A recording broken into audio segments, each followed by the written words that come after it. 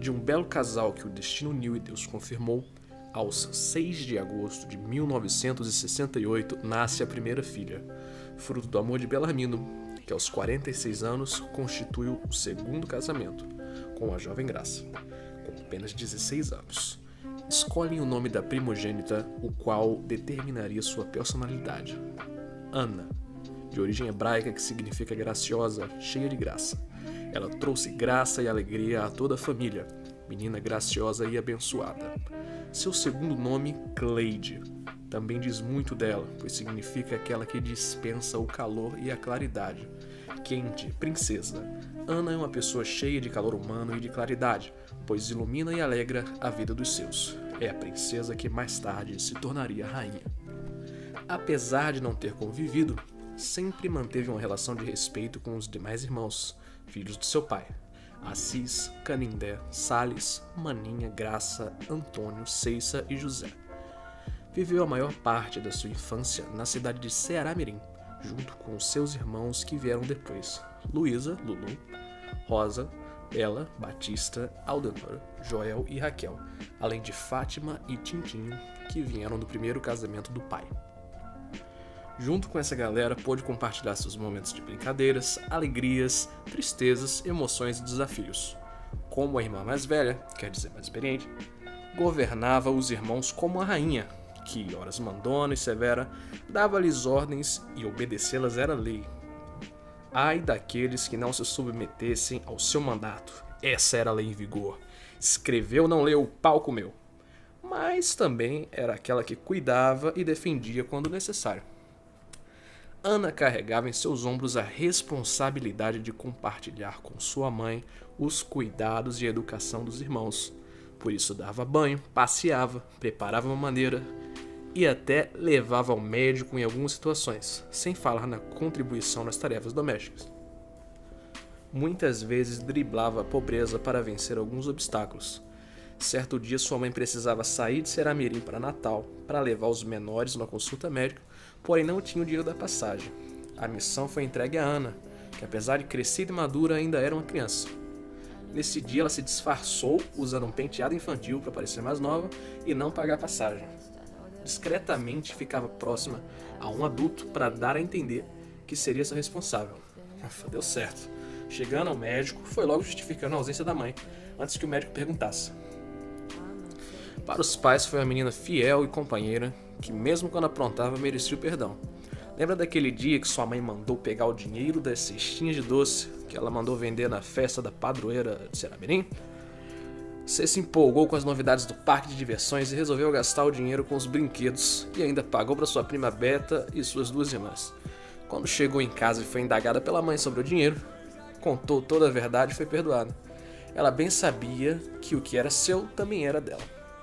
Quando a mãe precisava sair, deixava ela cuidando da prole e dando todos os poderes.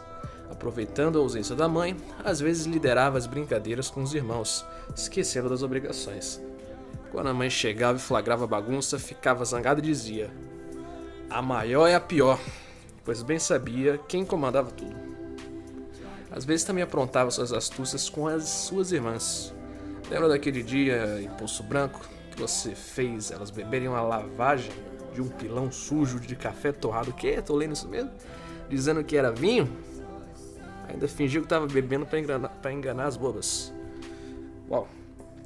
Quando merecia mesmo as boas chineladas da mãe, já que o pai não costumava corrigir os filhos batendo, usava de esperteza e fazia um clamor tão grande, implorando que não batesse, que a mãe ficava com pena e não batia quase nada quando ouvia: "Não, mamãezinha, pelo amor de Deus, não bate em mim, eu prometo não fazer mais isso, por favor, é mamãe."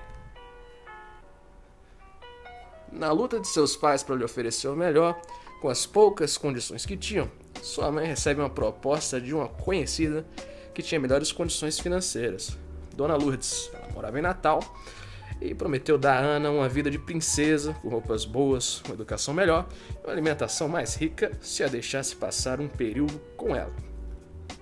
Ana ouve a proposta, convence a mãe a deixá-la ir. Ao passar alguns meses, sua mãe, que sempre estava por perto, percebe que apesar de Ana ser muito querida na nova casa, se tratava de uma propaganda enganosa. Ana mais servia do que era servida. Ela guardava a vontade de voltar em silêncio.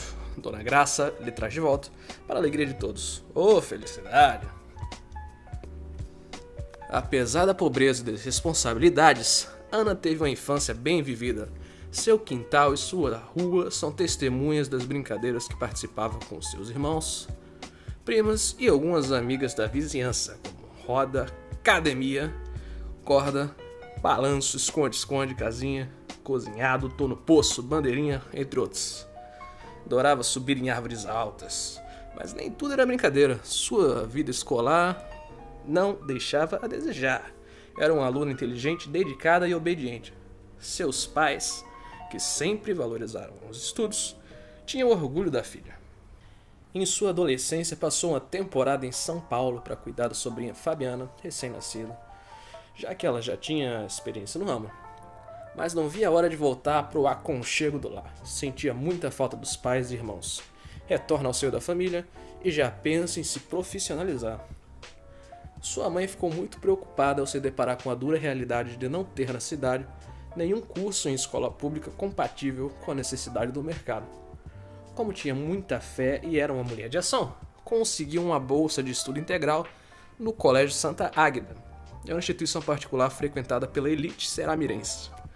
Ela inicia o curso de magistério, que apesar das restrições financeiras, se destaca como uma das melhores alunas, chegando a ganhar a medalha de honra ao mérito. De caráter íntegro, nunca gostou de mentir, mas às vezes fazia promessa para si mesmo que era até difícil de cumprir, como namorar só aos 18 anos. O destino prega-lhe uma peça e antes dos 18 coloca em seu caminho um grande amor. Pela sua insistência, é obrigado a lhe dar uns fora, mas felizmente, no dia da sua formatura, já com 18 anos, inicia o romance com esse cabra insistente que já havia conquistado seu coração. Zé Maria foi um felizardo, pois conquistar essa moça séria não era para qualquer um. Antes de concluir o curso, em 1985 é convidada para trabalhar na escola Adélio de Oliveira, e quando conclui, recebe também o convite para trabalhar no Colégio Santa Águeda. Inicia assim sua vida profissional. Agora podia, como sempre desejou, ajudar nas despesas de casa. Depois, no ano seguinte, passa no concurso de professores do estado do Rio Grande do Norte, tornando-se uma funcionária pública. Trabalha em várias escolas do estado. Com o primeiro salário, compra um terreno para construir uma casa para sua mãe. Era um sonho que mais tarde realizaria. Logo em seguida, sofre um grande vazio em sua vida, quando sua família vai morar em São Paulo. No ano de 1989, ela se casa com seu primeiro e único namorado, constituindo assim uma nova família. Nesta nova fase, se muda de Ceramirim para Natal.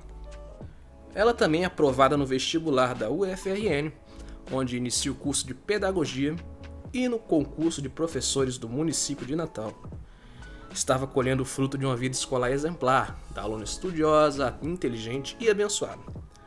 Em abril de 92, ela ganha seu primeiro filho, Bruno Henrique, que trouxe a alegria do casal. Nessa ocasião, ela recebe sua irmã Aldenora, oi mãe, que veio especialmente para passar os primeiros meses com seu querido sobrinho, que teve direito até à composição musical da tia Coruja. No mesmo ano, Deus recolhe o patriarca da família em São Paulo, quando este estava de viagem marcada para conhecer o primeiro netinho dele com sua esposa. Seu belinho se foi, mas sua semente continuou brotando, pois logo Ana engravida de Ricardo Luan, o segundo filho, que nasce em setembro do ano seguinte. Agora a dupla dinâmica agita o lar, doce lar do casal. A preocupação e a ocupação do jovem casal aumentam, sendo obrigado a pagar uma babá para os novos membros da família. Em uma visita a São Paulo para apresentar as crianças, Ana convence seu irmão Joel de vir se voluntariar de tio babá, já que estava difícil encontrar alguém de confiança para essa tão nobre tarefa. Joel dá conta do recado, mesmo sendo um adolescente, cuidando dos sobrinhos com carinho durante um período. Ana passa no segundo concurso do município de Natal e logo depois pede exoneração do estado. Foi na escola Amadeu Araújo que se instalou, fazendo desse local a extensão do seu lar. Com a ausência da família, conquistou amigas que eram como irmãs. Algumas se tornaram comadres uma da outra, estreitando ainda mais os laços. Seus filhos também estudaram lá a maior parte de suas vidas, chegando a concluir o ensino fundamental no Amadeu. Lá, onde em breve concluirá sua vida profissional, tem prestado relevantes trabalhos. Além de uma professora competente, dedicada e afetuosa, ainda exerceu por vários anos o cargo de coordenadora de professores. Apesar de ter dado muitas contribuições na coordenação, o seu forte é sala de aula, local onde sente mais prazer. Por isso decidiu fechar esse ciclo apenas em sala de aula, sendo uma sala de recursos multifuncionais e a outra uma sala de alfabetização com jovens e adultos. Apesar de ter muita experiência no Fundamental 1 com crianças. Sempre foi uma professora politizada, lutando pela sua categoria quando não tinha seus direitos respeitados. No decorrer de sua carreira, não estacionou nos estudos, pois o verdadeiro professor nunca deixa de estudar, ainda mais alguém que faz isso por prazer. Retorna ao FRN para fazer uma especialização em sua área, denominada Pedagogia do Movimento, onde homenageia no TCC sua sobrinha Vitória em memória. Não demora muito para ainda, na mesma instituição, fazer o seu mestrado, baseado no seu rico trabalho em sala de aula. Ao ser observada pelos seus professores e descobrirem sua competência, Ana é convidada a trabalhar na formação de professores pelo Instituto Paideia. É convidada também para participar da caravana ecológica com um dos professores. Unindo o útil ao agradável, viajou para vários estados e cidades do interior do estado para a realização do trabalho proposto.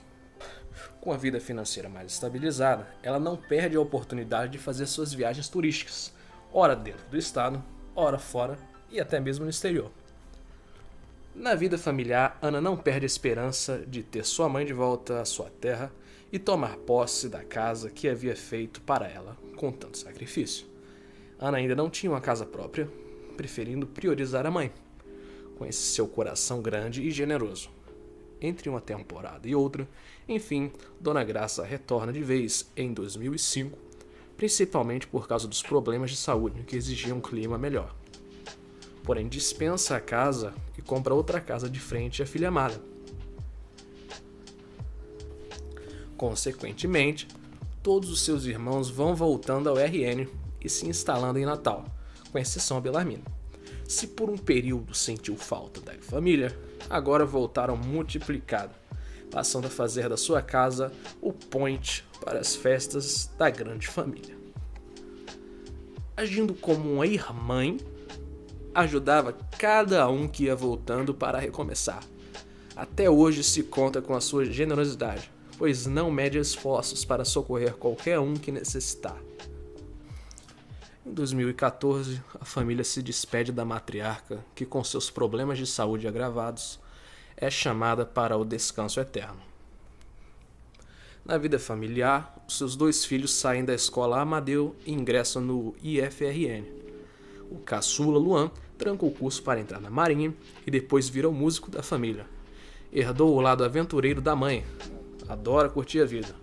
Já Bruno Henrique herdou o seu lado estudioso e responsável ao curso de fisioterapia na UFRN, onde conhecera Luzinete, que mais tarde se tornaria sua esposa. Em seguida, passa em primeiro lugar na seleção da UFRN para residente do Hospital Universitário. Eles são o orgulho dessa mãe coruja, que nesse mesmo período ganha mais uma filha, Luzinete, que se casa com Bruno. Hoje ainda sente falta de um neto, mas por enquanto se contenta em ser avó dos cachorros que cria. Já em fim de carreira, este ano, Ana concluiu mais 2 especializações, puxando junto sua irmã Luísa no embalo. Neuropsicopedagogia, estão achando pouco? Ela não vê a hora de se aposentar para iniciar uma nova graduação de psicologia. Haja pique, hein? Enfim, essa cinquentona termina esse ciclo da sua vida com um sentimento de missão cumprida, aguardando sua merecida aposentadoria, porque ela não é de ferro. Tem sido um exemplo de ser humano, de profissional, de amiga, de tia, de filha, de mãe e de irmã. Ela tem sido a inspiração para seus familiares, pois entre sobrinhos e irmãos já se conta com 7 professores. Todos nós agradecemos a Deus pela sua existência, pois tem sido um presente para nós. Feliz aniversário!